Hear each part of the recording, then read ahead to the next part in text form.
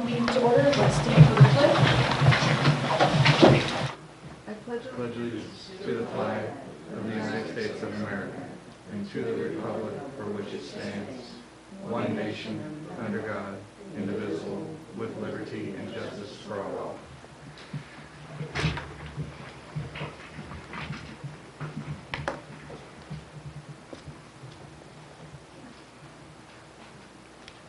We're going to do roll call.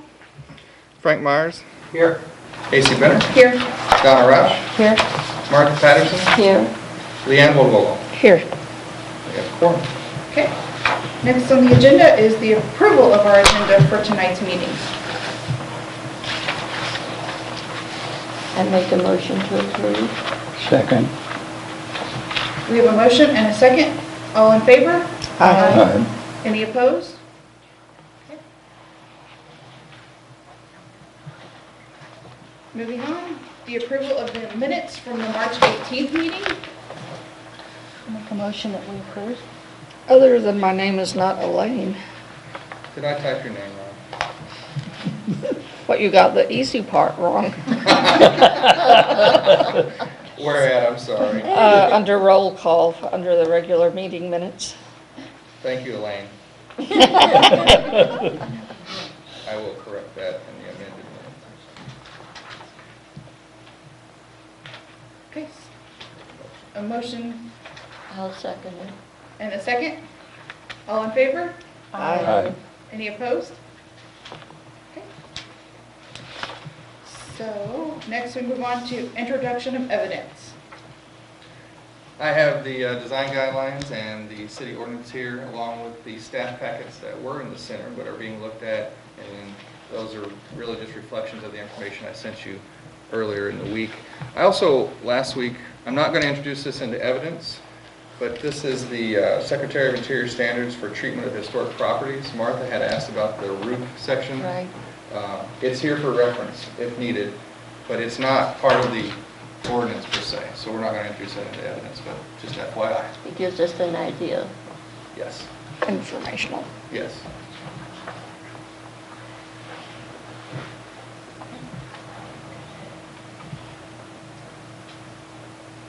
Just need a motion to accept the evidence. Make a motion to accept the evidence. I second. We have a motion and a second. All in favor? Aye. Any opposed? Okay, moving on. Old business. I have none. Okay. So then we move to new business. The first one on the agenda tonight is SGHC 018-19 to receive a certificate of appropriateness to install an ADA compliant wheelchair ramp at the rear of the house at 182 North 4th Street. Is there anyone here to speak on that? Yes. Okay, can you come to the podium, please, and Okay. introduce yourself? Bobby Hamelback. And we purchased the property at 184. I purchased the property at 182 North 4th Street. And my husband is here. He is handicapped and cannot get into the house without a wheelchair ramp. And I called the Life Center in Farmington, who does things according to regulations, and I guess you have the plans there, and I do have a picture of the front of the house if you don't have that and would like to see it. It will not affect anything from the front view of the house. Okay, the house will just remain the same. Okay, and then that wheelchair ramp will be in the back with around the little carport that's there and up to the back porch. And I understand it is removable? Yes, he said it was removable. It is not fixed to the house to where it can't be removed.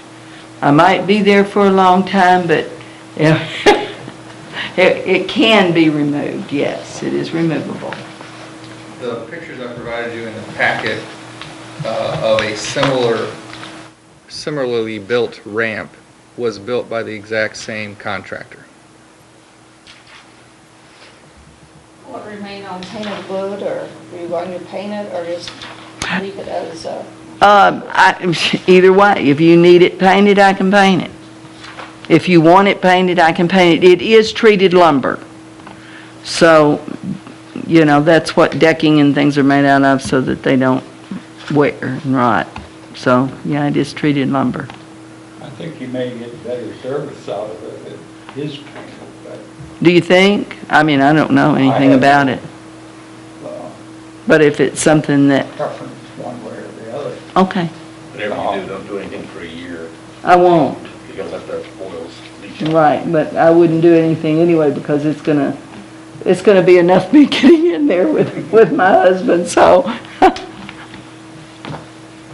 We normally would like to see what our specs say on this, something like this, but if the thing is thoroughly needed, apparently it is, and if it does not conflict with our documents, then I would see nothing, any reason we should not approve it.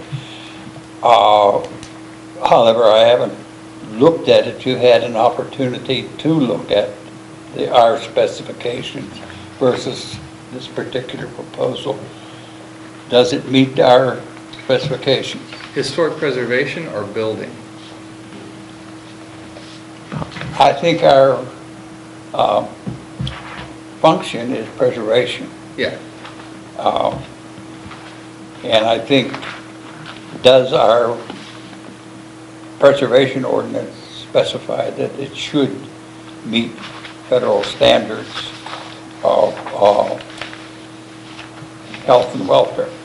I mean, I'm not trying to make a case out of it. All I'm saying is, I think we ought to approve it if it meets the guidelines. We apparently don't have a local guideline, so we should look at the federal guideline. The guideline in the book, the only reference is that design guidelines introduced herein should not prevent or inhibit compliance with accessibility laws.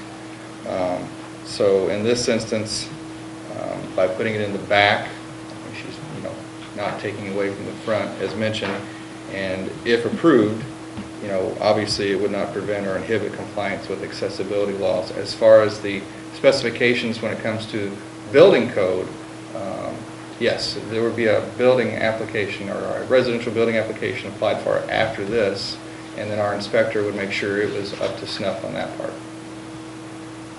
I would make a recommendation, we approve the request based on a review and approval by our Building inspector. city administration. I second the motion? Yes.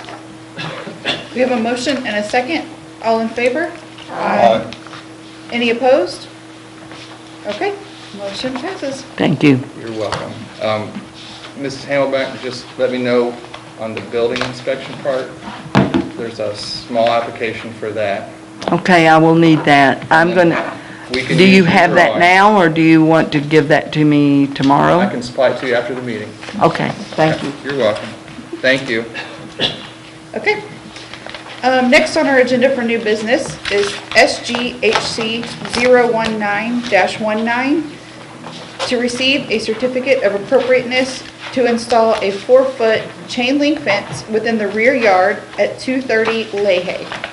Is there anyone here to speak on that? Would you come to the podium, please? My name's Christine Rapp. I live at 230 Leahy. I've been wanting to put in a chain link fence, mostly for my dog, also to keep out all of the strays that seem to walk up and down the road constantly.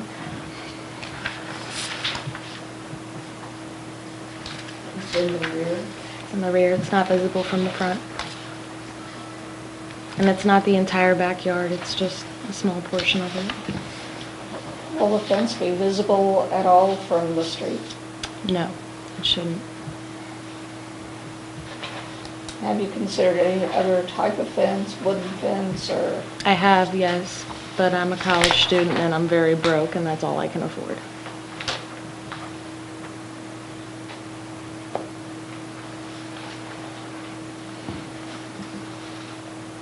And I honestly think a chain link fence would look very nice in that neighborhood compared to the chicken wire my neighbors all have going on. our guidelines, it says a chain link fence may be used in a rear yard. This is a copy from the guideline. I gave that to you for reference, and it does say that, but that's in the new construction section of the guidelines. However, the fence is new. I'll let you decide. So your gate, is it like a single open gate or like a double that you could drive through? It's a single, where the sidewalk meets in the back, there's a small sidewalk.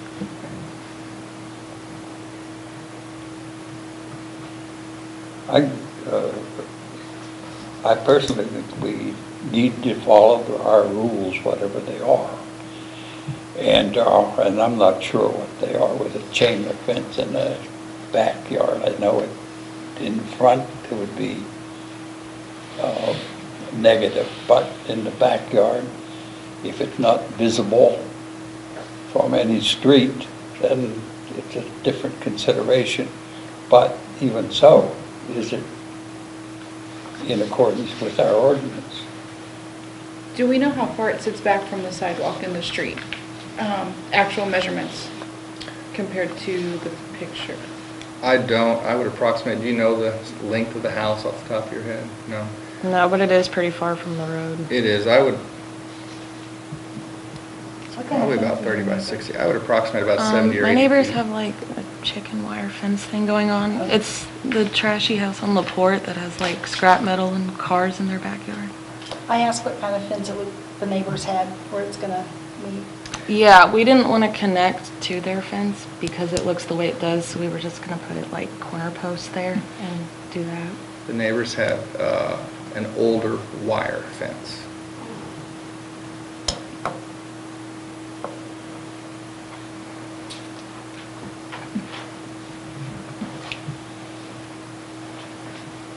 It doesn't help this particular issue, but what we need is a good, solid meeting to iron out some of the questions on fences and backyards.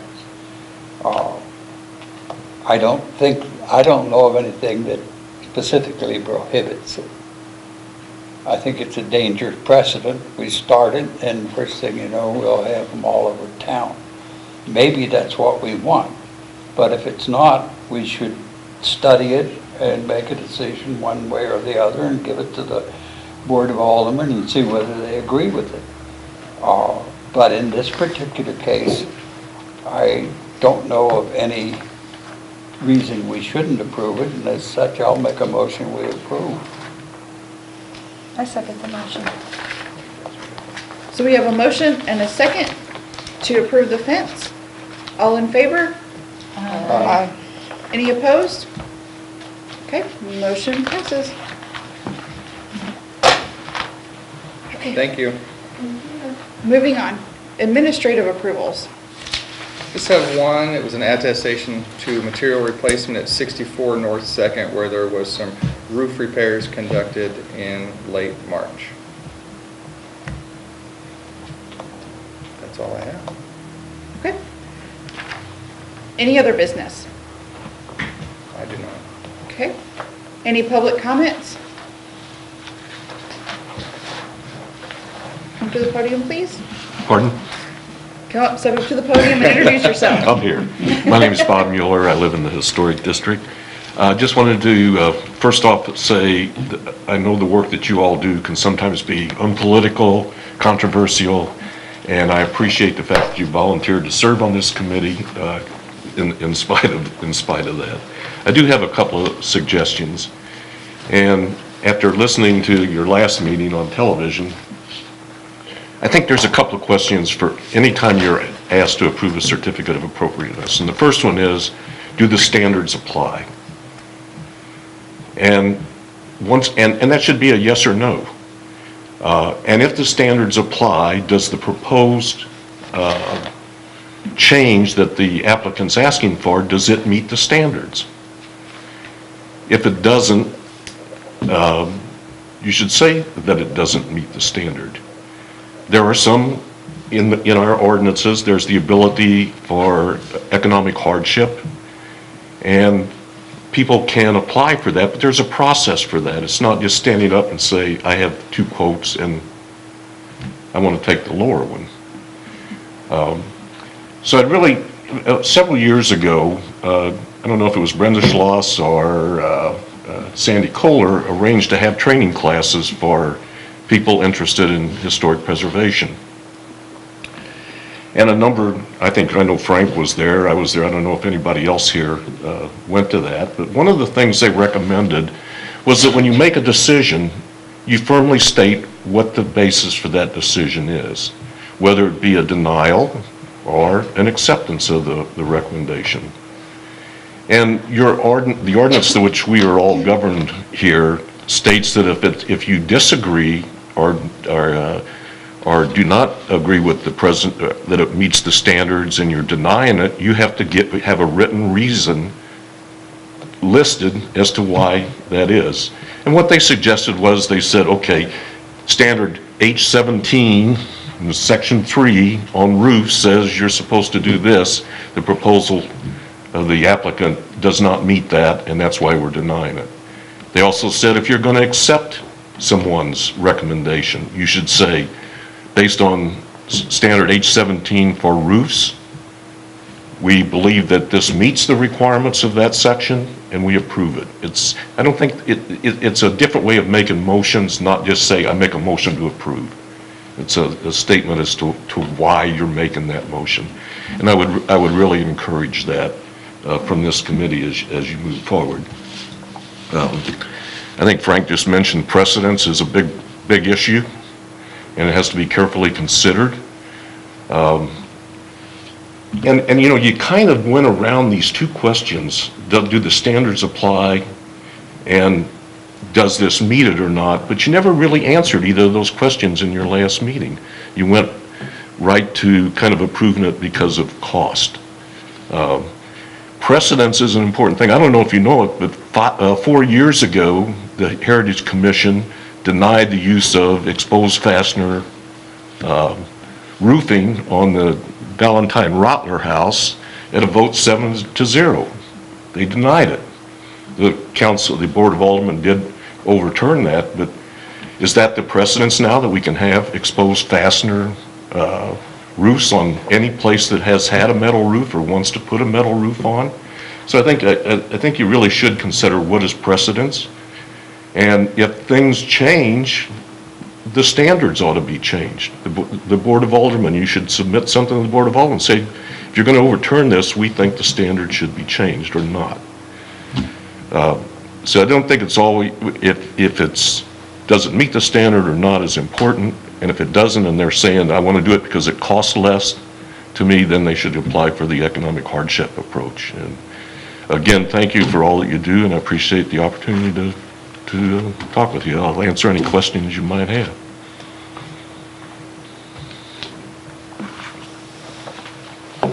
Thank you. Thank you, Bob. Do we have any other public comments?